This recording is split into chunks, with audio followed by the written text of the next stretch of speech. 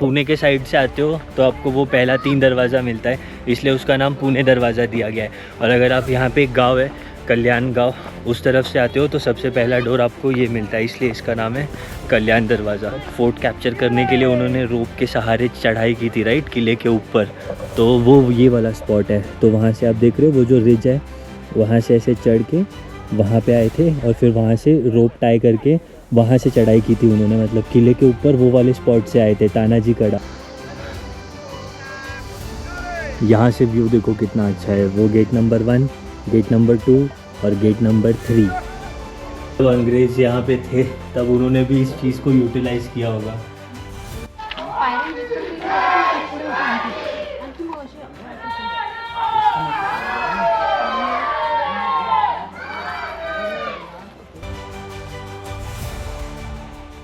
तो हमारा एंट्री हो चुका है यहाँ पे। जो लोग ट्रैकिंग करने आते हैं उनके लिए ये वाला रोड है, यहाँ से सीधा ट्रैकिंग को जाता है। आप अगर पुणे के साइड से आ रहे हो तो डायरेक्टली आप मेन गेट पे पहुँचोगे यहाँ पे। तो अगर आपको वहाँ पे जाना है पार्क के लिए तो ये वाला रूट लेना है आपको उसके लिए। आज संडे है, यहाँ पे बहुत ज़्यादा भीड़ होने वाला है।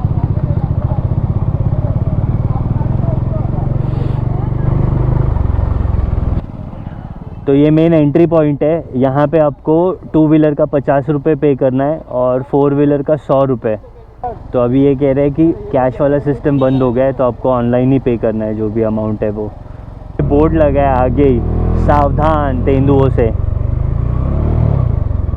और वो कह रहे थे आगे बहुत ज़्यादा भीड़ है, बाइक चली जाएगी लेकिन टाइम लगेगा। और संडे तो ऑलरेडी हम एक्सपेक्ट कर ही रहे थे कि भीड़ होने वाला है। यहाँ पे आ तो गए लेकिन यहाँ पे भीड़ इतना है कि ऊपर जाने का रास्ता ही नहीं मिल रहा है, पूरा रोड ब्लॉक है।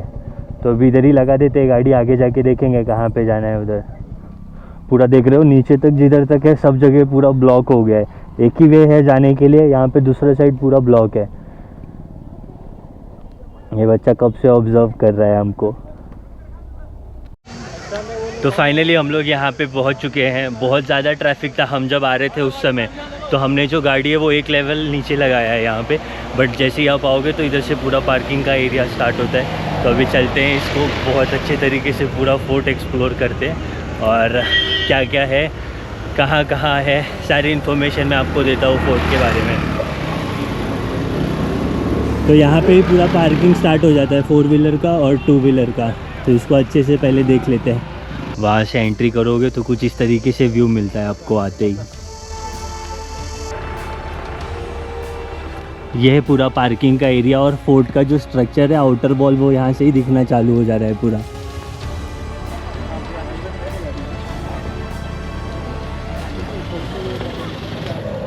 यहाँ पे देख रहा हूँ बाइक पार्किंग के लिए सफिशिएंट स्पेस है, काफ़ी बड़ा पार्किंग एरिया है।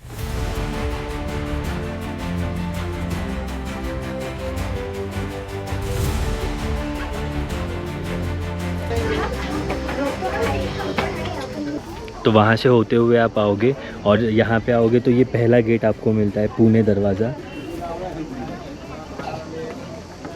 तो ये पुणे दरवाज़ा इसलिए क्योंकि पुणे एरिया में से होते हुए जो भी यहाँ पे आते हैं उनको पहला ये गेट मिलता है एंट्री के लिए। टोटल 3 गेट है पुणे दरवाज़ा में। एक ये जो अभी जहाँ पे हम खड़े हैं, एक उसके आगे वहाँ पे पड़ता है सेकंड गेट, और थर्ड गेट एकदम एंड में है। तो जैसे आप एंटर करते हो यहाँ पे आपको ये बोर्ड दिखाई देता है। तभी हम वहाँ पे हैं पुणे दरवाज़ा, और वहाँ से होते हुए हम ऐसे होके आगे जाएंगे। तो कल्याण दरवाज़ा जो कि फोर्ट दरवाज़ा है वहाँ का, वो उधर लोकेटेड है।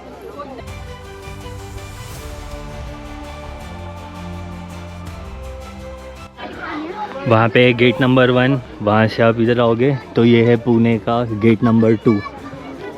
और जस्ट इसके ठीक सामने यहाँ पे एक वाटर टैंक है। पुराने ज़मानों में इसका इस्तेमाल हुआ करता था पीने के पानी के लिए, बट आज के टाइम पे इसका कुछ इतना पर्पस नहीं है। वहाँ पे भी एक एंट्री पॉइंट है, बट वो अभी नहीं एक्सप्लोर करेंगे, वो आते वक्त जब रिटर्न आएंगे वहाँ से तब देख लेंगे।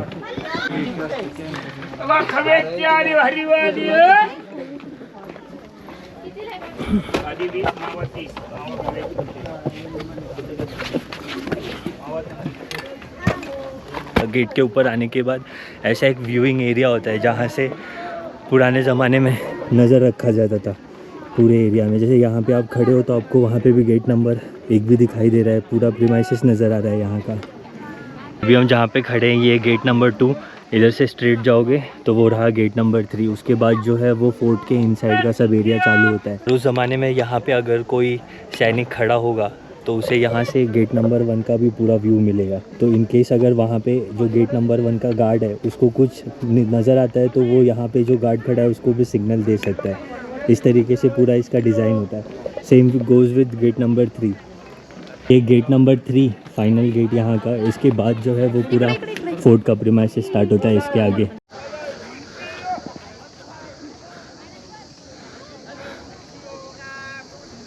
यहाँ से व्यू देखो कितना अच्छा है। वो गेट नंबर 1, गेट नंबर 2 और गेट नंबर 3।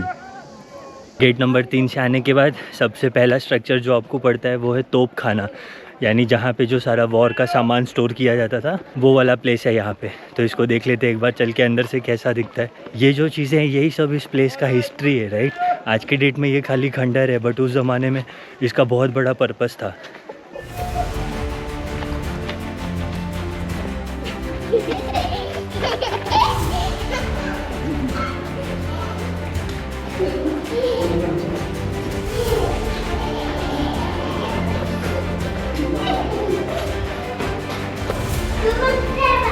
तो यही वो प्लेस है जहाँ पे पूरा तोप का सामान स्टोर किया जाता था।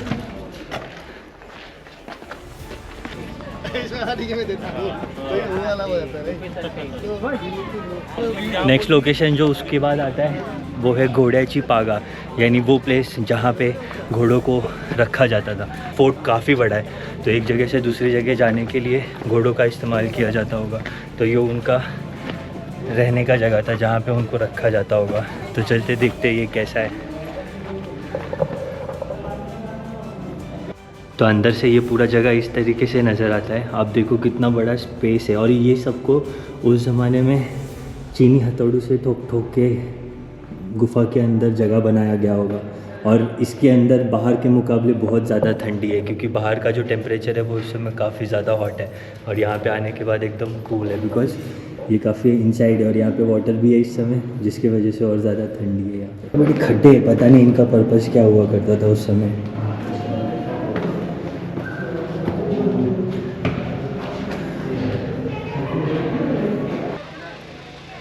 बाहर से कुछ इस तरीके से नज़र आता है। ये पूरा 3-4 गेट है। वहाँ से मैं अंदर गया था, तो अभी बाहर जाने का टाइम है।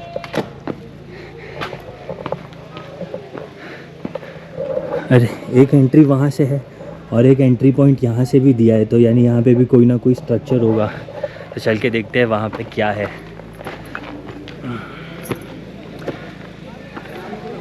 वहाँ पे स्टेयर्स दिया है इजी क्लाइंब के लिए, या जिसको वॉक करके आना है वो यहाँ से वॉक करते हुए जा सकता है।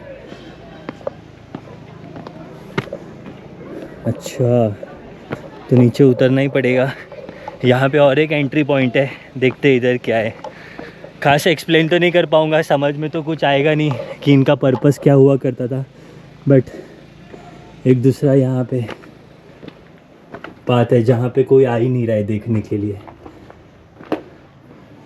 तो भी कक्ष है, कुछ स्टोरेज टाइप एरिया होगा, या तो कोई रह रहा होगा क्योंकि उसमें खिड़की भी दिया है 2। तो मुझे लगता है ये गार्ड्स का रेस्टिंग एरिया होगा प्रोबेबली। ये फोर्ट पे एक खासियत है कि यहाँ पे ऊपर आने के बाद आपको काफ़ी सारे होटल्स मिल जाएंगे जहाँ पे आप रिफ़्रेश हो सकते हो, पानी वानी खरीद सकते हो। यहाँ पे पूरे रास्ते में आपको खाने के लिए बहुत सारे ऑप्शंस है, तो आप कुछ छोटा मोटा खाते खाते अपनी जर्नी कंटिन्यू कर सकते हैं आगे। काकड़ी, पाइनएप्पल, नींबू शरबत।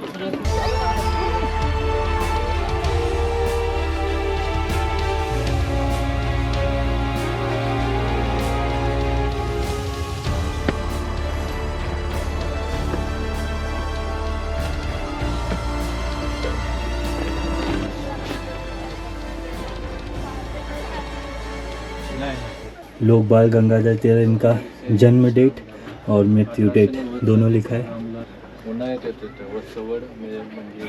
सो यहाँ पे लिखा है Lokmanya Tilak purchase this bungalow from Ramlal Nandram Nayak in 1890। और वो रहा करते थे समर के टाइम पे, यानी मई जून ये जो पीरियड है उस समय वो यहाँ पे रहा करते थे। In this historical about Lokmanya completed writing his research work arctic home in the Vedas in the months of May and June of 1901। ये वो जगह है जहाँ पे लोकमान्य तिलक गीता रहस्य वॉज प्रिपेयर्ड इन 1915। सो 1915 में तिलक जी और महात्मा गांधी का भेंट भी इसी एग्जैक्ट लोकेशन पे हुआ था, as per what is written there. और यहाँ पे मराठी में लिखा है, अगर किसी को इंटरेस्ट हो तो वो वीडियो पॉज करके पढ़ सकता है पूरा।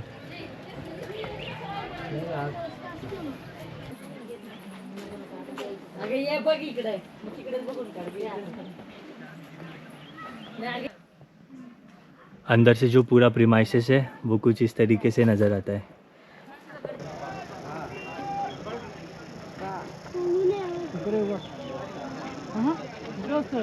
अगर आपको पूरा पढ़ना है तो आप वीडियो पॉज करके स्क्रीनशॉट लेके रीड कर सकते हो क्या लिखा है एग्जैक्टली यहाँ पे। तो वो जो नीचे आपको तोप दिख रहा है उसका हिस्ट्री बताया गया है। आणि 3678 गोळ्यांचा मारा केला। शेवटी 1 मार्च 1818 रोजी मराठी सैन्य शरणागती आले। जनरल प्रिझलरने 3 मार्च 1818 रोजी गड ताब्यात घेतला। तेव्हा त्यांना गडावर 67 तोफा, भरपूर दारुगोळ्या, दागदागिने, जडवाहीर अशी साधारण 50 लाखाची लूट मिळाली। मे 1918 मध्ये पुंडनपूर कल्याणजवळच्या मोरदरी गावातील ग्रामस्थांना सिंहगडाच्या पायथ्याच्या जंगलात एक तोफ मिळाली। ही कदाचित त्यातीलच एखादी तोफ असावी। या तोफेला मोरेद्वारची तोफ म्हणतात। ही तोफ साधारण 2 मीटर लांबीची व 23 सेंटीमीटर तोंडाच्या व्यासाची आहे। या तोफेच्या मागील बाजूस कुमाब अशी देवनागरी लिपीतील अक्षरे आणि 248 हा इंग्रजातील आकडा कोरला आहे। बरेच दिवस ही तोफ मोरदरी गावातच मारुती मंदिरापुढे पटांगणात पडून होती। गडावर सध्या असलेल्या तोफापैकी ही एकमेव तोफ आतकरवाडीकडून येणाऱ्या वाटे मारगिरी करण्यास उपयुक्त ठरत होती।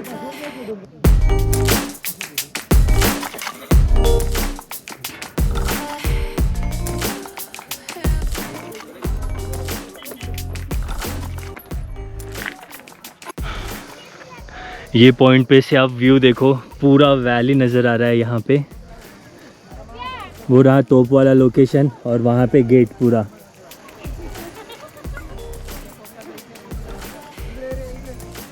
अभी तो फॉग है जिसकी वजह से ज़्यादा कुछ नज़र नहीं आ रहा है। वहाँ कहीं पे है पुरंदर किला एंड यहाँ पे है राजगढ़ किला और तोरना किला, ये दोनों भी इसी डायरेक्शन में है। बहुत सारे फैमिलीज़ है यहाँ पे जो एकदम गेयर्ड अप हो गए हैं, पूरी तरीके से प्रिपेयर होके आए, खाना खेलने का सामान बच्चे लोग के लिए सब कुछ लेके आए और फुल एंजॉय कर रहे हैं यहाँ पे बैठ के किसी भी कोने में। सो सही है।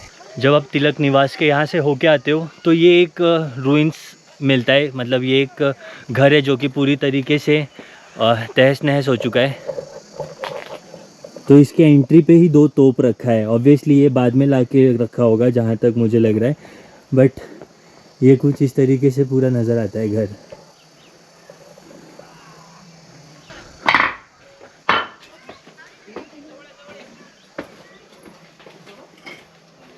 ये पहला कमरा है छोटा सा साइड में, उसके बाद ये मेन एंट्रेंस है।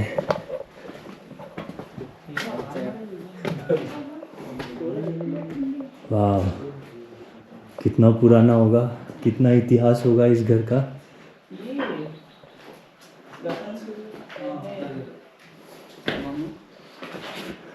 और यहाँ पे बाथटब रखा है, यानी ऑब्वियसली जब अंग्रेज़ यहाँ पे थे तब उन्होंने भी इस चीज़ को यूटिलाइज़ किया होगा, बट बल्कि बहुत बुरे कंडीशन में है।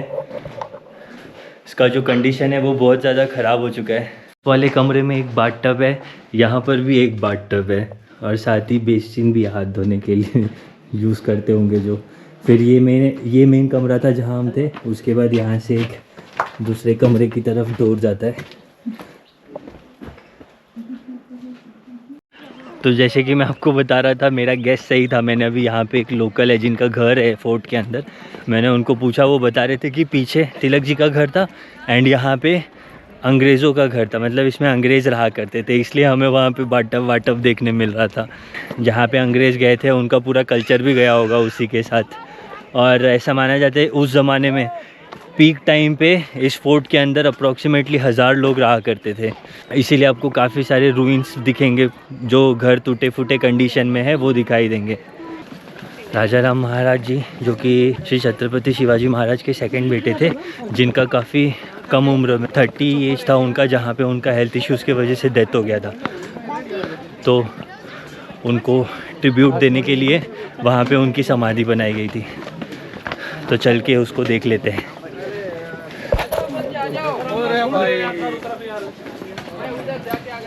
बाकी यहाँ पे खाने के लिए कितना सारा ऑप्शन है, देखो आप हर दूसरे कदम पे आपको एक दुकान मिल जाएगा खाने के लिए।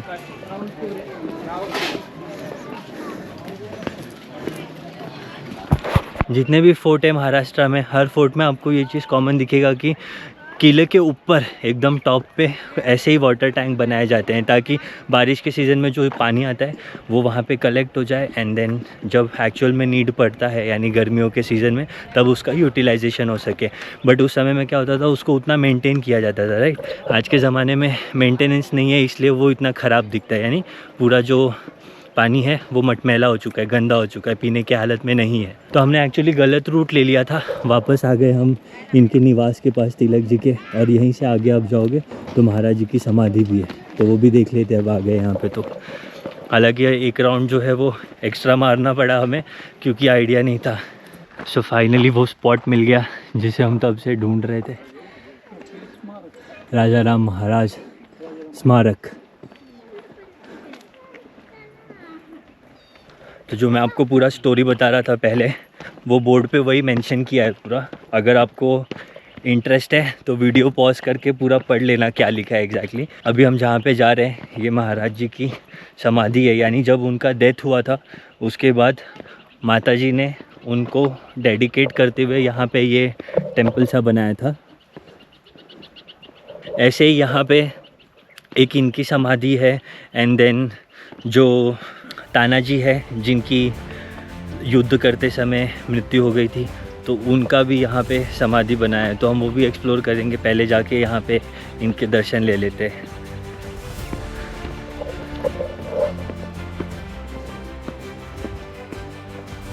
यहाँ पे एक सुंदर सा तालाब है।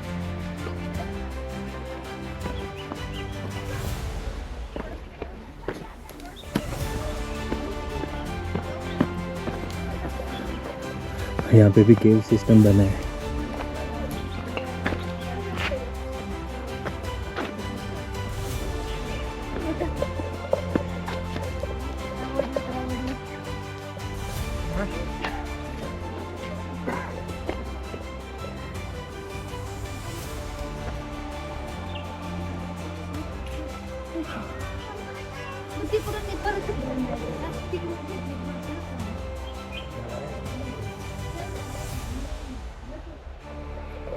तो ये है कोंडेश्वर टेम्पल। पुराने ज़माने में ये काफ़ी बड़ा हुआ करता था, बट मुग़ल के राज में इसे काफ़ी बार डिमोलिश किया गया है, जिसके बाद सिर्फ ये स्ट्रक्चर यहाँ पे बचा हुआ है। जैसे कि आपको दिख रहा होगा ये नंदी जी है, बट इसको भी तोड़ा गया है यहाँ से, जो कि ऑफ कोर्स बहुत सारे हिंदू टेम्पल्स में देखने मिलता है हमें। यहाँ पे भी वही कहानी है। ये जो आउटर वॉल है, पहले इतना बड़ा पूरा कक्ष हुआ करता था मंदिर के अंदर, अभी खाली वो छोटा सा सेंटर में बनाया गया है दोबारा।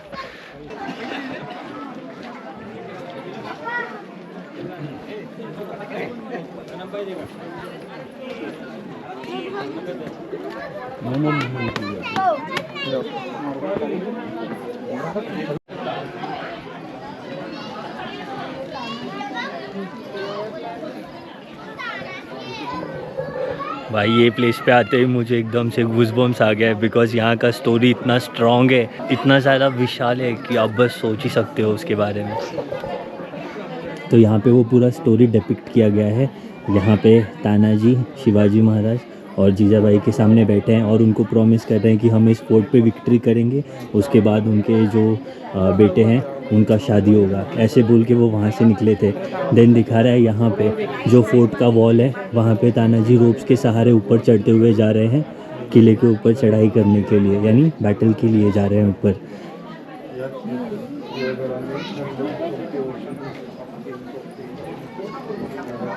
एंड देन यहाँ पे दिखाया है ये जो है यहाँ पे उदयबान है और वो तानाजी दोनों के बीच में लड़ाई हो रही है बैटलफील्ड के ऊपर।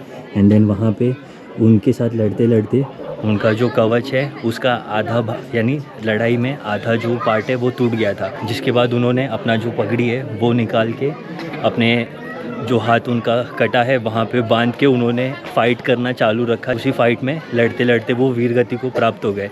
तो वहाँ पे वो दिखाया गया, मतलब वो पूरा स्टोरी डिपिक्ट किया है वहाँ पे, किस तरीके से कौन से स्टेज पे बैटल किस तरीके से प्रोसीड हुआ था वहाँ पे। और उसके बाद आप ये वॉल पे आओगे तो यहाँ पे पूरा रिटन में है, जो वहाँ पे आपको दिख रहा है ये यहाँ पे रिटन में लिखा हुआ है पूरा स्टोरी। जैसे कि मैंने आपको बताया यहाँ पे ये जो वॉल है इसकी स्टोरी वहाँ पे डिपिक्ट की गई है। और ये वाला जो पूरा वॉल है यहाँ पे 1328 से लेके 1670 तक पूरा फोर्ट का हिस्ट्री बताया गया है। तो इसमें जो ये वाले पोर्शन में जो मेन पार्ट है वो मैं आपको बता देता हूँ कि वहाँ पे क्या लिखा है एग्जैक्टली।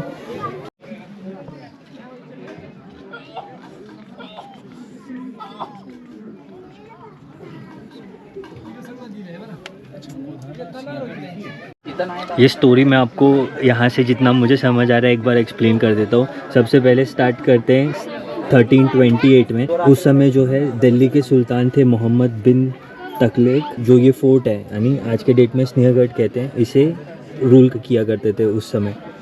एंड देन उसके बाद डायरेक्टली हम जाते हैं 1633 पे, जहाँ पे शाहजी महाराज ने जीजाबाई और उनके बाल शिवबा को यहाँ पे सेफ्टी के लिए भेजा था कोंडाना फोर्ट में।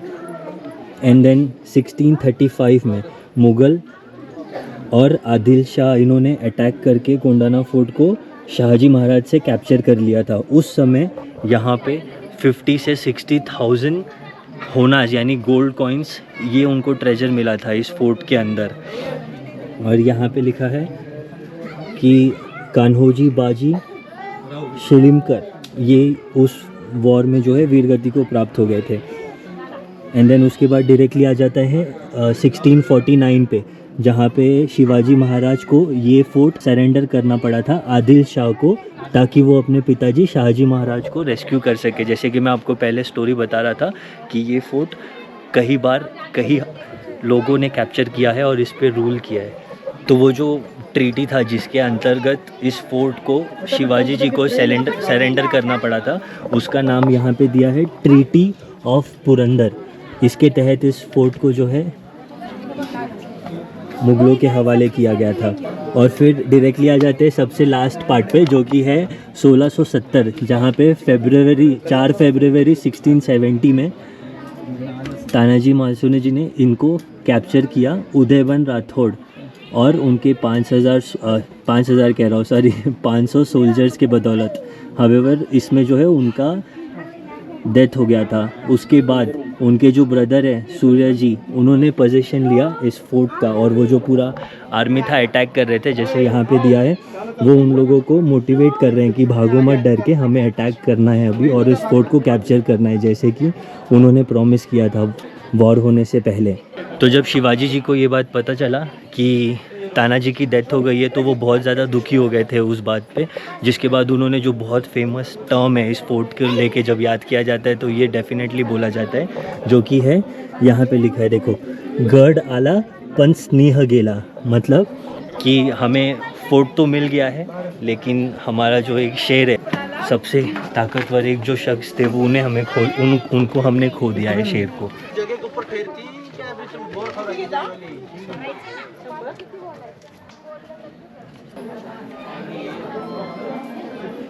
तो अभी जा रहे हैं हम मेन स्थान पे जहाँ पे उनकी समाधि बनाई गई है।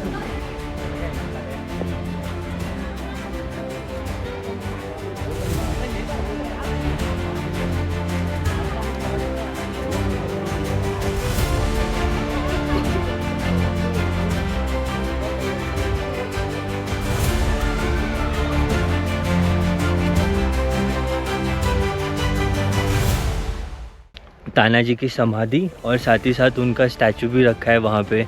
मैं लिटरली बता रहा हूँ, मुझे गूज़बम्स आ रहा था बॉडी में वहाँ के स्टोरी के बारे में सोच के।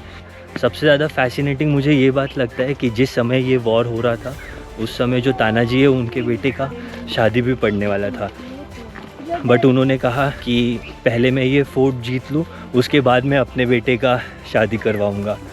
इतना ज़्यादा कमिटमेंट था उनके अंदर इस चीज़ को लेके कि मुझे मेरे महाराज के लिए ये किला जीतना ही है। वाह मतलब लिटरली अभी भी मैं बात कर रहा हूँ तो मुझे सोच के गूज़बम्स आ रहा है। बहुत बहुत कमाल का था पूरा। सो अभी मैं आपको बता देता हूँ, किला सिंहगढ़, कल्याण दरवाज़ा देखना बाकी है, खुला रंगमंच और कलावंतिनी बुरुज लिखा है, वो क्या है पता नहीं। तो चलते हैं, उनको भी कैप्चर कर लेते हैं। और हमें पूरा दिन हो गया है ऑलमोस्ट यहाँ पे व्लॉग बनाते बनाते। अगर आप प्रॉपर एक्सप्लोर करना चाहते हो तो एटलीस्ट आपको 4 to 5 आवर्स देना पड़ेगा यहाँ पे। और आप देख रहे हो सनसेट भी होने वाला है अभी हम जा रहे हैं कल्याण दरवाज़ा देखने के लिए। तो अगर आप पुणे के साइड से आते हो तो आपको वो पहला 3 दरवाज़ा मिलता है, इसलिए उसका नाम पुणे दरवाज़ा दिया गया है। और अगर आप यहाँ पे एक गांव है कल्याण गांव, उस तरफ से आते हो तो सबसे पहला डोर आपको ये मिलता है, इसलिए इसका नाम है कल्याण दरवाज़ा। तो अभी चलते हैं इसे एक्सप्लोर कर।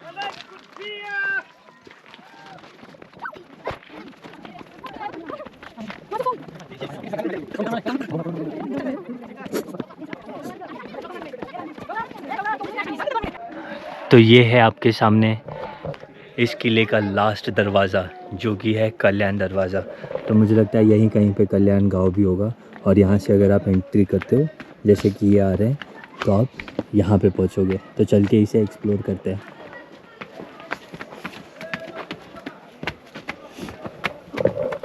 हालांकि यहाँ पे इतना रश नहीं है जितना वहाँ पे होता है।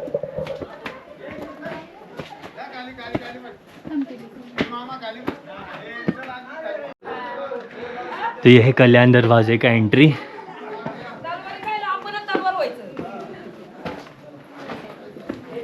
ये थोड़ा ये वाला यहाँ से क्लाइंब करना थोड़ा मुश्किल है। बाकी जितने भी डोर्स हैं उनके कंपैरिजन में यहाँ पे क्लाइंब थोड़ा मुश्किल है एज पर मी।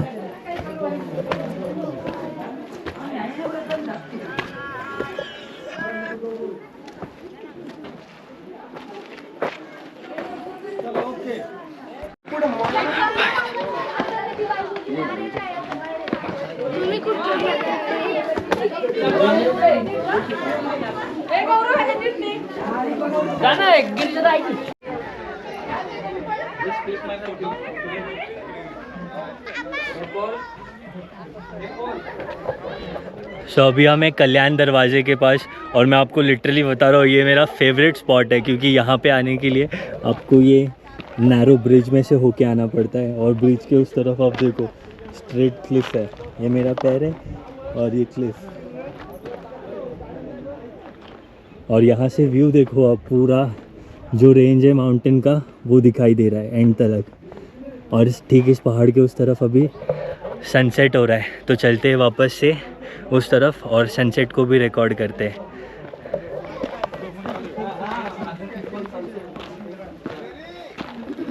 चलते हैं।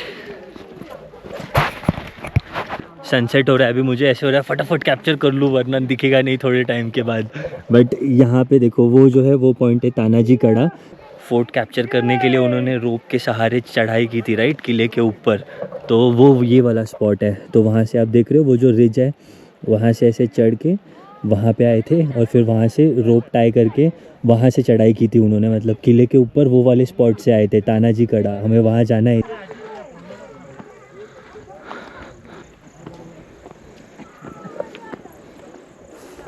तो अभी हम आ चुके हैं तानाजी कड़ा के पास। माना जाता है कि ये वही प्लेस है जहाँ से तानाजी ने चढ़ाई की थी अपने 500 सैनिकों के साथ, और यहाँ से फिर वो अंदर गए थे लड़ने के लिए। तो हो क्या रहा है, ये जो पार्ट है आप जो देख रहे हो, ये माना जाता है कि किले का एंड पोर्शन है और सबसे हाईएस्ट पीक पे ये वाला पॉइंट है, इसलिए यहाँ पे ज़्यादा सेना तैनात नहीं थी। बाकी जो जगह आपको दिखाई दे रहा है सब जगह काफ़ी हैवीली गार्डेड था प्लेस। जैसे वो वाला फोर्ट है वहाँ पे, देन हम जहाँ से आ रहे हैं उस तरफ, और वहाँ पे भी। तो ऐसे काफ़ी सारे लोकेशंस है जो बहुत ज़्यादा हैवीली गार्डेड थे। और ये इतने ऊंचाई पे होने के कारण यहाँ पे इतना गार्ड नहीं थे, इसलिए उन्होंने ये जगह चूज़ किया यहाँ से ऊपर चढ़ने के लिए। और ऐसा माना जाता है कि स्टार्टिंग में जब 5 या 10 सैनिक यहाँ पे ऊपर आ चुके थे, वहाँ पे ही लड़ाई की शुरुआत हो चुकी थी। तो यानी वो लोग जो सामने की सेना है उनसे लड़ाई कर रहे थे, और लड़ाई करते करते उनकी सेना तो बहुत विशाल थी, तो उन्हें पकड़ लिया गया था। ठीक है, ये जो कल्याण दरवाज़ा दिख रहा है आपको एकदम सामने, जहाँ से हम अभी आ रहे हैं, वहाँ पे उन्हें बांधा गया था और यहाँ पे तोप लगा होता था उस समय पे, जहाँ पे मैं पॉइंट कर रहा हूँ एग्जैक्टली वहाँ पे। तो यहाँ पे मुझे एक अभी भाई मिले थे, वो बता रहे थे कि उन्हें वहाँ पे बांध दिया गया था। उन्हें ऐसे प्लान था मुगलों का कि उन्हें तोप से उड़ा के मार देंगे, बट वो होने से पहले ही बाकी की जो सेना थी, जैसे कि आपको पता है टोटल 500 लोग थे, राइट। तो बाकी सब लोग आ गए और उन्हें छुड़ा लिया गया था। उसके बाद फिर लड़ाई होते होते आप सोचो कि वो कहाँ पे गए, जहाँ पे समाधि बनाई गई है, यहाँ से लड़ाई शुरू होते होते समाधि तक लड़ाई, वहाँ पे जाके ख़त्म हुआ पूरा जो लड़ाई है वो। तो आप समझ सकते हो कि कितना डेप्थ है इस पूरे स्टोरी में। अभी फ़िलहाल मैं आपको मेरा इमोशन बताऊं तो मैं बहुत ही ज़्यादा ब्लेस्ड फील कर रहा हूँ कि मैं यहाँ पे आके ये सारी चीज़ें एक्सप्लोर कर सका और आप लोगों के साथ ये शेयर कर पा रहा हूँ। तो मैं बहुत खुश हूँ कि मैं ये सारी चीज़ें आज देख पाया। होपफुली आपको भी मज़ा आया होगा ये सब देख के। फ़िलहाल सनसेट हो रहा है यहाँ पे, तो सनसेट एंजॉय करते हैं।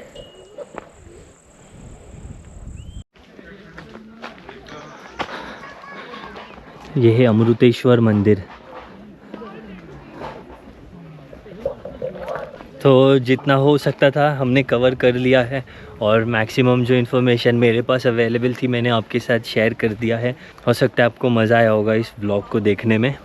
फ़िलहाल हम जा रहे हैं अभी यहाँ से खाने के लिए, जिसको मैंने सबसे लास्ट में बचा के रखा था क्योंकि यहाँ का खाना भी खुद में बहुत ज़्यादा फेमस है। तो चलते हैं यहाँ के कुछ ऑथेंटिक डिशेस को ट्राई करते हैं अभी।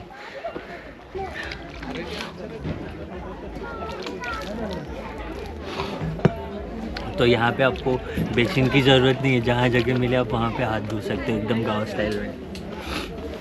तो हमने यहाँ पे ऑर्डर दे दिया है।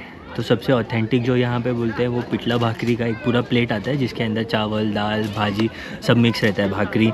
तो एक वो बोला है, और कांदा भजी यहाँ पे बहुत ज़्यादा फेमस है मैंने सुना है, तो हम वो भी खाने वाले हैं, देखते हैं। और दही भी यहाँ का काफ़ी फेमस है, जो कि देसी मटका आता है, जैसे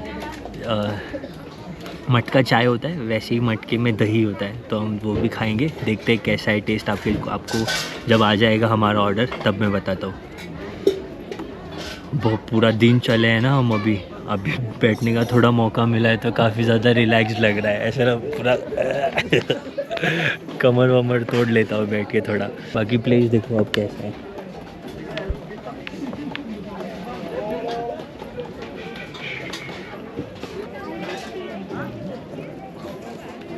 तो हमारा कांदा भजी आ गया है और ये है यहाँ का स्पेशल चटनी जो बहुत ज़्यादा फेमस है। तो मैं खा के बताता हूँ आपको कैसा टेस्ट है। चटनी में डिप करो थोड़ा सा।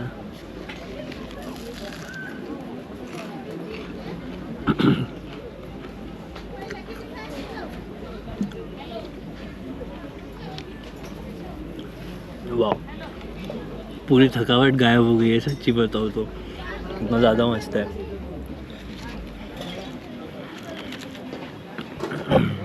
इसका टेक्सचर देखो आप कितना ज़्यादा क्रंची है।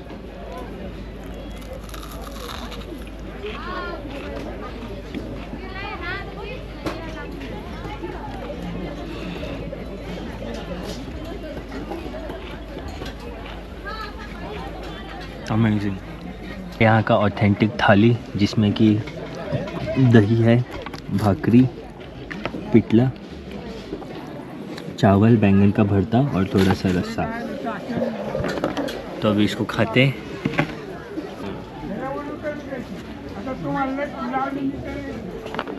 पिटला भाकरी,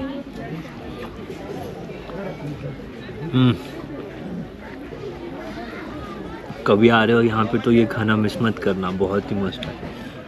बैंगन का भरता भी ट्राई कर लेते हैं।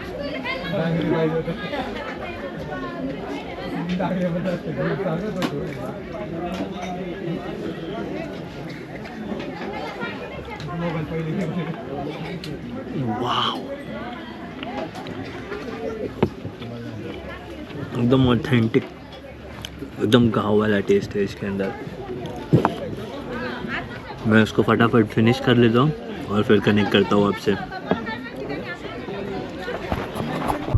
खाना खाते खाते इतना जल्दी अंधेरा हो गया कि हम उसके बाद कुछ रिकॉर्ड ही नहीं कर पाए अंधेरे के वजह से।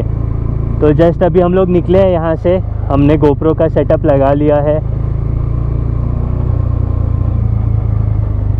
आराम आराम से चलते हैं अभी घर की तरफ। यहाँ से घर का जो रास्ता है अभी 3.5 घंटे का है। बाकी बहुत ज़्यादा मज़ा आया, बहुत कमाल की फीलिंग थी। सब चीज़ें एक्सप्लोर करने मिला हमें।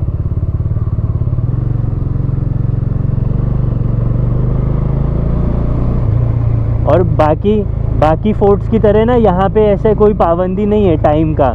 मतलब जैसे हम वहाँ गए थे लोहगढ़, तो वहाँ पे शायद 5 बजे लास्ट टाइम है। ऐसे ही 1-2 फोर्ट और है जहाँ पे टाइम की पाबंदी है, मतलब इतने बजे तक आपको नीचे उतरना ही है। यहाँ पे ऐसा कोई सीटी नहीं बज रहा था, ना तो कोई आपको मतलब ऐसे बोल रहा था कि निकलो टाइम ख़त्म हो गया है, ऐसा कुछ भी नहीं था। सब लोग तो अभी भी ऊपर बैठ के घूम रहे हैं, खाना खा रहे हैं। तो पता नहीं यहाँ का अभी रात होने के बाद का क्या सिस्टम है, बट ओवरऑल अच्छा था सब। को रात के टाइम पे देखो कितना मस्त माहौल है यहाँ पे।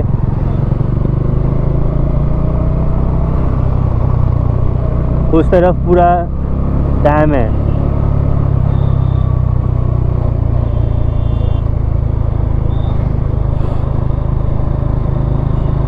बाकी हमने तो अभी बहुत कम प्लेसेस को एक्सप्लोर किया है। ऐसे एक्सप्लोर करने के लिए और भी बहुत सारी चीज़ें हैं पुणे में, जो कि दो दिनों में कवर कर पाना पॉसिबल नहीं है।